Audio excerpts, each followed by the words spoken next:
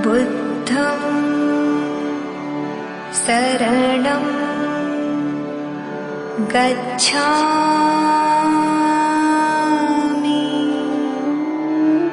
जय भीम दोस्तों, मैं रजत मौर्य आप सभी का स्वागत करता हूं बहुजन साहित्य के इस विशेष कार्यक्रम किताब पर चर्चा में, जहां हम चर्चा करते हैं बहुजन लेखकों द्वारा लिखी गई किताबें या बहुजन मुद्दों पर केंद्रित किताबों की।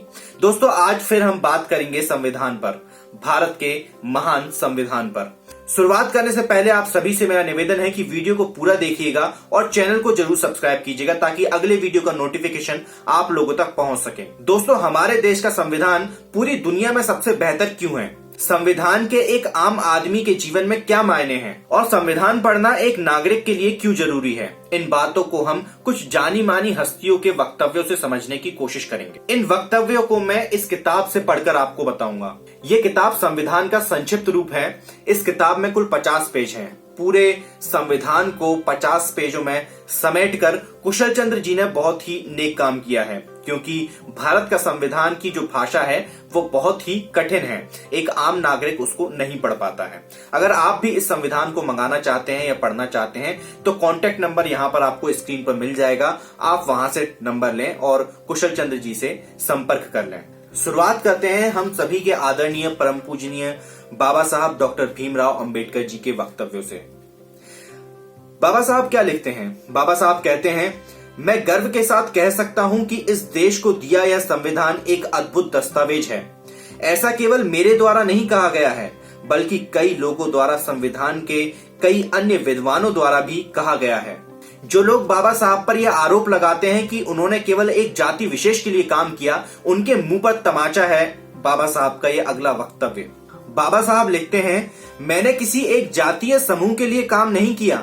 जिसे मुझ पर भरोसा नहीं है वह संविधान पढ़े। दोस्तों, संविधान जिन लोगों ने भी पढ़ा है उन्हें पता है कि ये किसी एक जाति विशेष के लिए नहीं लिखा गया है।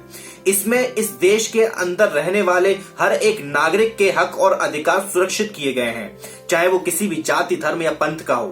पर कुछ मूर्ख लोग आज की डेट में भी इस तरह के ट्विटर पर हैशटैग चलाते हैं कि संविधान एक अभिशाप है।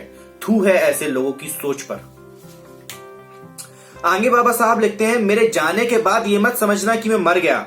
जब तक संविधान जिंदा है मैं जिंदा हूं, बस संविधान को मत मारने देना। सोचिए कितनी बड़ी बात बाबा साहब ने कही है, और ये विशेष तौर पर बहुजन तबके के लिए बहुत जरूरी है।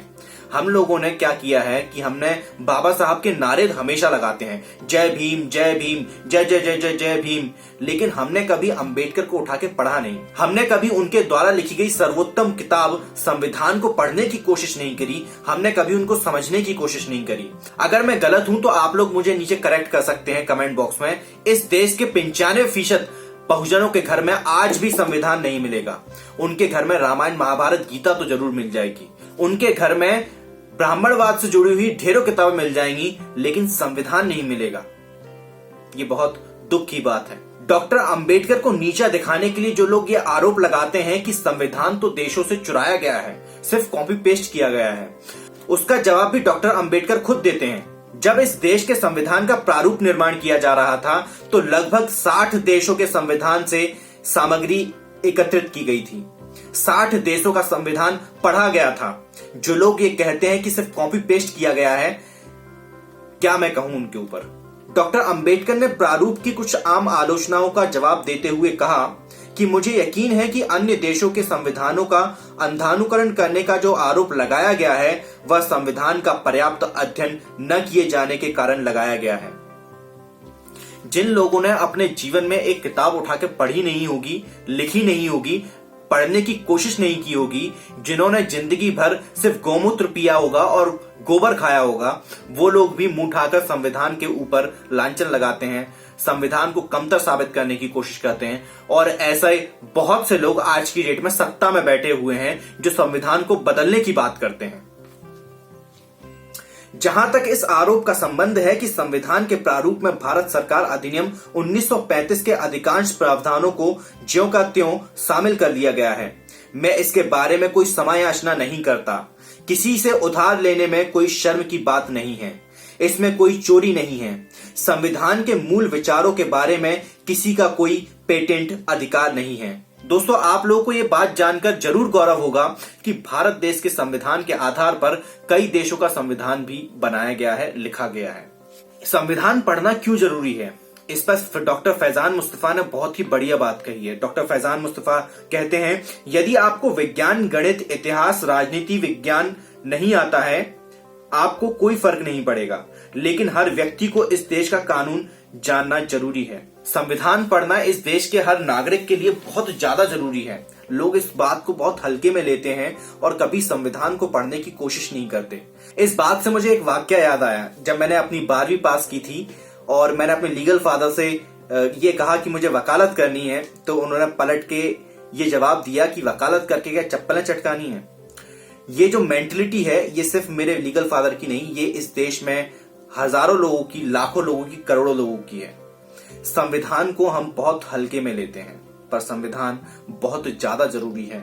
अगर आपको संविधान नहीं पता, या आप संविधान के बारे में नहीं जानना चाहते, या आपने कभी कोशिश नहीं की, तो आगे चलकर आपको बहुत बड़े खामियाजे भुगतने पड़ सकते हैं। डॉक्टर फैजान मुस्तफा के हिसाब से संविधान क्या है, इस पर फैजान मुस्तफा लिखते हैं, संविधान एक संविदा एग्रीमेंट है जो किसी समाज के लोग अपने राज्य से करते हैं। संविधान एक वो समझौता है जो राज्य और जनता के बीच में, जिस समझौते के तहत जिन शर्तों पर जनता ने राज्य की बात मानने का इकरार कर लिया है।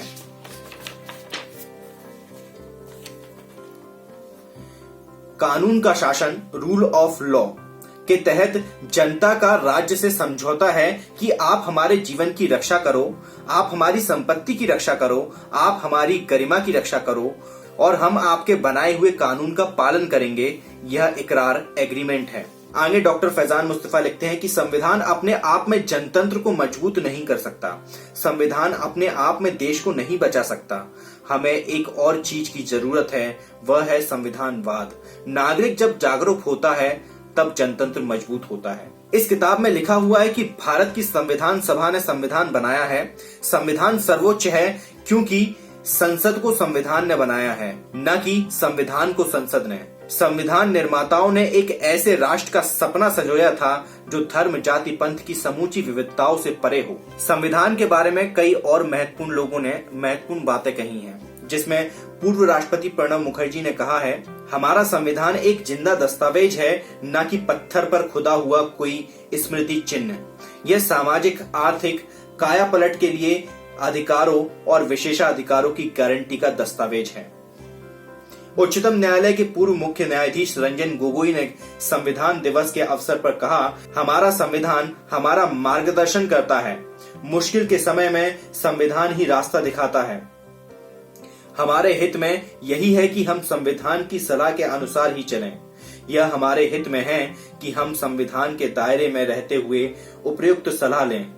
अगर हम ऐसा नहीं करते हैं तो हमें गंभीर परिणाम भुगतने पड़ेंगे। और आगे कहा कि हमारा संविधान बहुमत और समझदारी की आवाज है। संकट के पलों में यह हमें मार्गदर्शन करना जारी रखता है। संविधान के विषय में सुप्रीम कोर्ट के पूर्व मुख्य न्यायाधीश S.H. कपाड़िया जी लिखते हैं, भारतीयों को अपने नागरिक अधिकारों को जानने के लिए संविधान का अध्ययन करना चाहिए। अगर आप संविधान को पढ़ लेते हैं तो आपको धार्मिक किताबें पढ़ने की जरूरत नहीं है।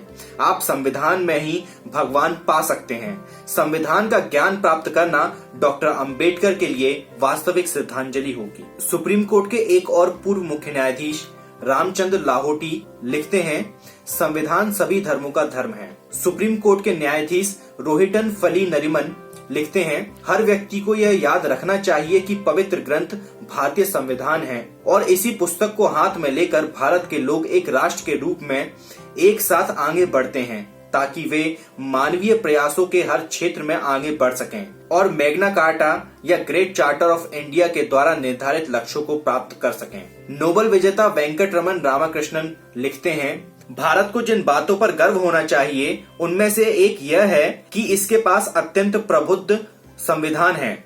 इसे 1950 में लिखा गया है, फिर भी यह चमत्कारी रूप से प्रगतिशील दस्तावेज है। दोस्तों, संविधान के बारे में ये बातें आप लोगों को कैसी लगी नीचे कमेंट बॉक्स में जरूर बताइएगा। वीडियो अगर अच्छा लगा हो तो वीडियो को लाइक कीजिएगा, और नहीं भी लगा हो तब भी इस वीडियो को हर व्यक्ति तक शेयर करने की जिम्मेदारी आप लोगों की है। और नहीं लगा है तो सोचने की जरूरत है कि आपके अंदर संविधान को लेकर क्या भावनाएं हैं। आप सभी से मेरा निवेदन है कि हमें सोशल मीडिया अकाउंट्स पर भी जरूर फॉलो करें। हम लोग इंस्टाग्राम, फेसबुक, टेलीग्राम और ट्विटर चारों जगह पर अवेलेबल हैं। मैं रजत मौर्य मिलता हूं आपसे अगले वीडियो में फिर किसी किताब के साथ। तब तक अपना और अपनों का ध्यान रखें, पढ़ने की आदत को विकसित करें, क्योंकि पढ़ेगा इंडिया तभी तो बढ़ेगा इंडिया। जय भीम, जय भारत, जय संविधान, जय जोहर।